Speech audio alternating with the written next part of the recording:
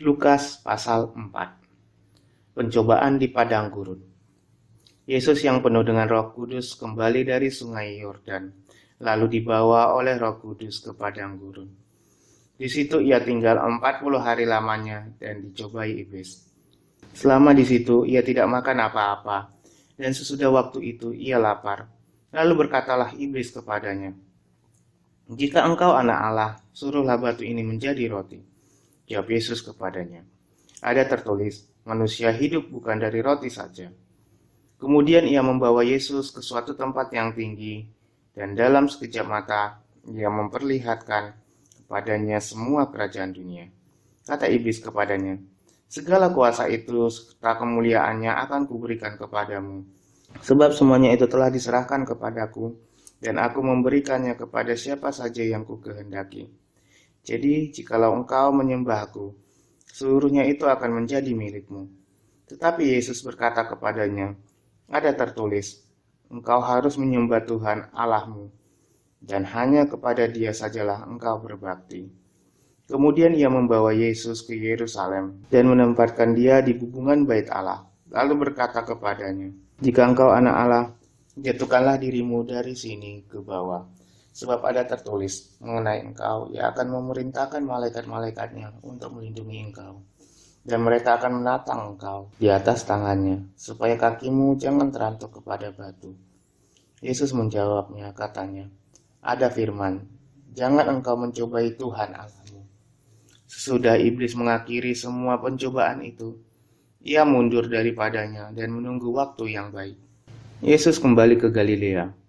Dalam kuasa Roh kembalilah Yesus ke Galilea, dan tersiarlah kabar tentang dia di seluruh daerah itu. Sementara itu ia mengajar di rumah-rumah ibadat di situ, dan semua orang memuji dia. Yesus ditolak di Nazaret. Ia datang ke Nazaret tempat ia dibesarkan, dan menurut kebiasaannya pada hari Sabat ia masuk ke rumah ibadat, lalu berdiri hendak membaca dari Alkitab. Kepadanya diberikan kitab Nabi Yesaya, dan setelah dibukanya, ia menemukan nas di mana ada tertulis, "Roh Tuhan ada padaku, oleh sebab ia telah mengurapi aku, untuk menyampaikan kabar baik kepada orang-orang miskin, dan ia telah mengutus aku, untuk memberitakan pembebasan kepada orang-orang tawanan, dan penglihatan bagi orang-orang buta, untuk membebaskan orang-orang yang tertindas, untuk memberitakan tahun rahmat Tuhan telah datang." Kemudian ia menutup kitab itu, memberikannya kembali kepada penjabat, lalu duduk. Dan mata semua orang dalam rumah ibadat itu tertuju kepadanya. Lalu ia mulai mengajar mereka, katanya, "Pada hari ini genaplah nas ini sewaktu kamu mendengarnya." Dan semua orang itu membenarkan dia, dan mereka heran akan kata-kata yang indah yang diucapkannya. Lalu kata mereka, "Bukankah ia ini anak Yusuf?" Maka berkatalah ia kepada mereka, "Tentu kamu akan mengatakan pepatah ini kepadaku, 'Hai tabib, sembuhkanlah dirimu sendiri. Perbuatlah di sini juga, di tempat asalmu ini, segala yang kami dengar yang telah terjadi di Kapernaum.' Dan katanya lagi, 'Aku berkata kepadamu, sesungguhnya tidak ada nabi yang dihargai di tempat asalnya.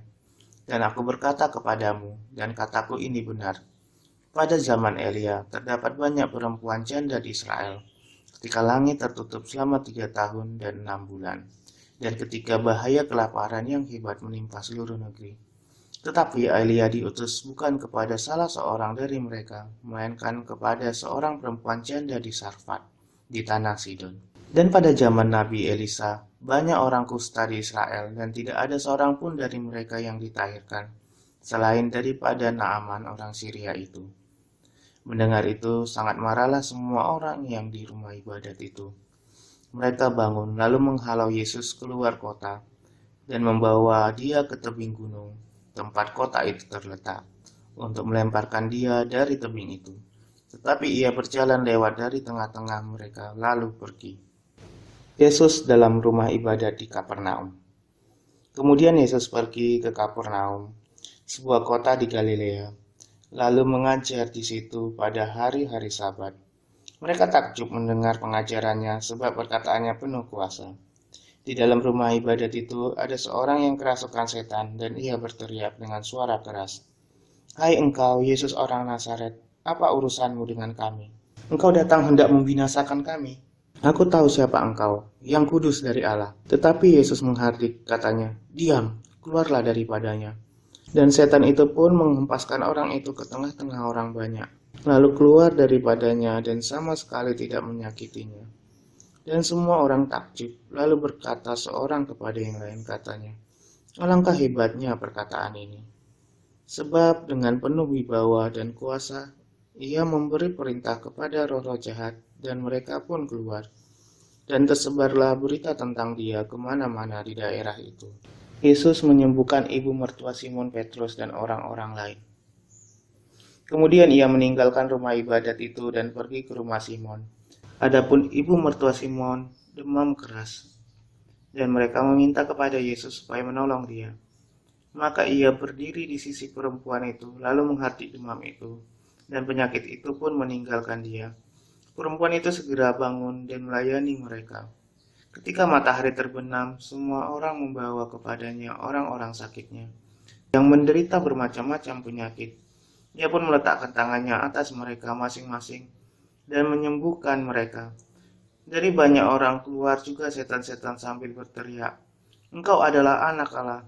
Lalu ia dengan keras melarang mereka dan tidak memperbolehkan mereka berbicara, karena mereka tahu bahwa ia adalah Mesias. Yesus mengajar di kota-kota lain. Ketika hari siang, Yesus berangkat dan pergi ke suatu tempat yang sunyi. Tetapi orang banyak mencari dia, lalu menemukannya dan berusaha menahan dia supaya jangan meninggalkan mereka. Tetapi ia berkata kepada mereka, juga di kota-kota lain aku harus memberitakan Injil Kerajaan Allah, sebab untuk itulah aku diutus. Dan ia memberitakan Injil dalam rumah-rumah ibadat di Yudea.